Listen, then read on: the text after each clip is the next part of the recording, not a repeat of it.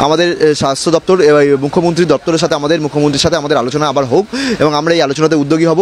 এই দাবিগুলো যদি মেনে নেওয়া হয় আমরা অবিলম্বে আমাদের কাজে ফিরতে পারবো অথবা আমাদের এই অবস্থান তোলার কথা আমরা ভাবতে পারবো।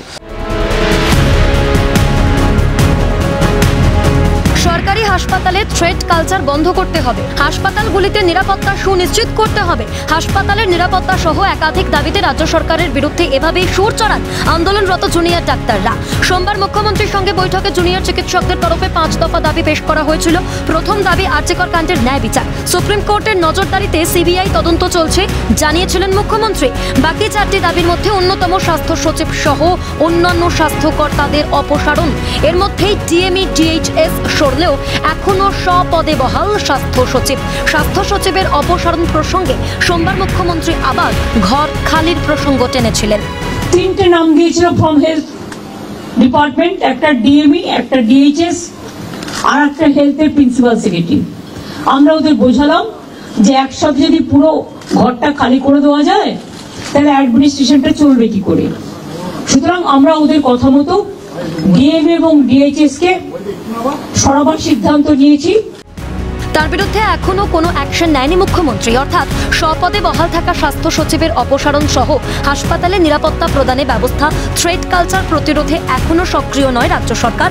অভিযোগ জুনিয়র চিকিৎসকদের। বিরোধীদের অভিযোগ এমনকি যাদের বিরুদ্ধে জুনিয়র চিকিৎসকদের ক্ষোভ, যেমন সদ্য প্রাক্তন সিপি বিনীত গোয়েল, তাকে অপসারিত না করে কার্যত প্রাইজ পোস্টিং দিয়েছেন মুখ্যমন্ত্রী।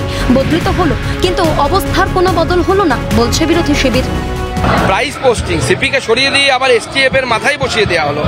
এই প্রাইস পোস্টিং দিয়ে তাদেরকে যেভাবে পুরস্কৃত করা হচ্ছে, এদের তো পুরস্কার পাওয়ার কথা না, এদের তিরস্কার পাওয়ার কথা এবং জেলে যাওয়ার কথা তথ্য প্রমাণ লোপাটের দায়ে। এরা জেলে না গিয়ে এরা আবার পুরস্কার পাচ্ছে। এটা ভারতীয় জনতা পার্টি মনে করে যে এটা ন্যায় নয়, অন্যায়, এবং এই অন্যায়ের বিরুদ্ধে ভারতীয় জনতা পার্টি এইভাবে রাস্তায় নামবে, প্রতিদিন নামবে। এবার ঝুলে থাকা দাবি আদায় ফের নবান্ন সভাগৃহে বৈঠক। বুধবারের দুপুরে মেইল জুনিয়র চিকিৎসকদের এবং সেই আবেদনে সাড়া দিয়ে বুধবার সন্ধ্যায় জুনিয়র ডাক্তারদের বৈঠকে ডেকেছিলেন রাজ্যের মুখ্য সচিব মনোজ পন্ত। নবান্নে যাওয়ার আগে একটি সাংবাদিক বৈঠক করেন জুনিয়র চিকিৎসকরা। সেখানে এক জুনিয়র চিকিৎসক বলেন, রাজ্যের হাসপাতাল বা মেডিকেল কলেজগুলোতে ভয়ের পরিবেশ বজায় থাকলে আমাদের যে কাজে ফেরার পরিস্থিতি তৈরি হচ্ছে না সেটা রাজ্য সরকারকে জানাতে চাই।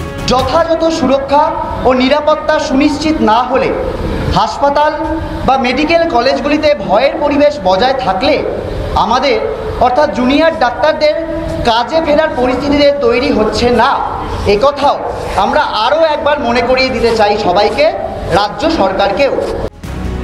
পাশাপাশি সাংবাদিক বৈঠকে বেশ কিছু দাবিও তুলে ধরা হয়। প্রতিটি মেডিকেল কলেজে জুনিয়র ডাক্তারদের জন্য আলাদা রেস্টরুম, আলাদা বাথরুমের ব্যবস্থা করতে হবে। প্রতিটি রেস্টরুমের সামনে সিসিটিভি, যথাযথ নিরাপত্তা কর্মী মোতায়েন করতে হবে। প্রতিটি হাসপাতালের ফাঁড়িতে পর্যাপ্ত সংখ্যায় নারী পুলিশ মোতায়েন করতে হবে। প্রতিটি হাসপাতালে ডাক্তার ছাড়াও যথাযথ সংখ্যায় নার্স ও স্বাস্থ্যকর্মী স্থায়ী ভিত্তিতে নিয়োগ করতে হবে। এই আবহে রাজ্যের মুখ্য সচিব মনোজ পন্থের নেতৃত্বে টাস্ক ফোর্স রাজ্য সরকারের। মুখ্য সচিব ছাড়া রয়েছেন স্বরাষ্ট্র সচিব, রাজ্য পুলিশের ডিজি, কলকাতা পুলিশের সিপি সহ থাকবেন ডাক্তারি পড়ুয়াদের প্রতিনিধিও। এদিকে জুনিয়র ডাক্তারদের এই আন্দোলনকে চাঁচাছোলা ভাষায় আক্রমণ করেন তৃণমূল সাংসদ সৌগত রায়। তার অভিযোগ, জুনিয়র ডাক্তাররা সরকারের থেকে মাইনে পেলেও তারা দীর্ঘদিন ধরে কাজে যাচ্ছেন না। যে এই জুনিয়র ডাক্তাররা যারা সরকার থেকে মাইনে পান তারা দীর্ঘদিন কাজে যাচ্ছেন না, তার ফলে চিকিৎসা পরিষেবা সরকারি হাসপাতালে খুব ক্ষতিগ্রস্ত হচ্ছে। এদের হাউস স্টাফশিপও ছাড়ছেন না। তৃণমূল সাংসদের এহেন মন্তব্যের কড়া জবাব চিকিৎসক সুবর্ণ গোস্বামী। তার প্রশ্ন, বেতন নেবেন না তো কি ওনার মতো হাত পেতে টাকা নেবেন? বেতন নেবে না তো কি ওনার মতো হাত পেতে ঘুষ নেবে নাকি ডাক্তাররা? ওনার মতো কাগজে মুড়িয়ে ঘুষটা নিয়ে পকেটে ঢুকিয়ে তারপরে জিজ্ঞেস করবে আপনার জন্য কোন কোম্পানি, এটা করবে নাকি? অন্যদিকে জুনিয়র ডাক্তারদের এই আন্দোলনের আবহে নিজের এক্স হ্যান্ডেলে একটি পোস্ট বুধবার দুপুরে করেন ডায়মন্ড হারবারের তৃণমূল সাংসদ অভিষেক বন্দ্যোপাধ্যায়। সেখানে তিনি লিখেছেন, প্রথম দিন থেকেই আমি নিরাপত্তা এবং নিরাপত্তার বিষয়ে ডাক্তারদের উদ্বেগের বিষয়টিকে সমর্থন করেছি। পাশাপাশি সদিচ্ছার ইঙ্গিত হিসেবে কর্মবিরতি প্রত্যাহার করে ডাক্তারদের এখনই কাজে ফিরে আসা উচিত বলে পোস্টে জানিয়েছিলেন তিনি।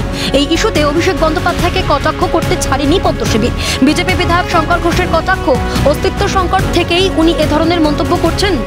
নিজেদের অস্তিত্ব টিকিয়ে রাখবার জন্য মাঝে মাঝে উদিত হন, এটা ভালো, কিন্তু এই মুহূর্তে দাঁড়িয়ে অভিষেক বাবুর মন্তব্য তার দলের অভ্যন্তরে কতখানি গুরুত্ব আছে সেটা নিয়ে ভাবা উচিত।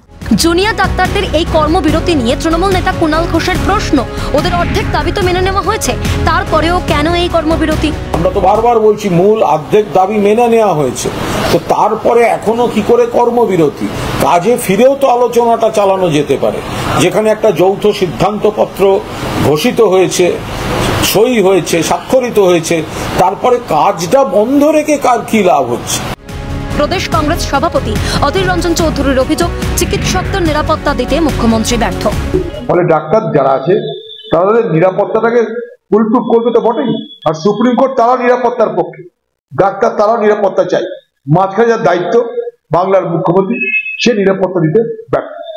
সব মিলিয়ে রাজ্যের হাসপাতালগুলিতে নিরাপত্তা ব্যবস্থা সুনিশ্চিত না করা পর্যন্ত এই আন্দোলন যে জারি থাকবে তার ইঙ্গিত বুধবারের সাংবাদিক বৈঠক থেকে দিয়ে রাখলেন আন্দোলনরত জুনিয়র চিকিৎসকেরা। ক্যামেরায় জ্যাকি সিং ও শুভময় দাসের সঙ্গে অয়ন শর্মা ও রেশমি দাসের রিপোর্ট, ক্যালকাটা নিউজ।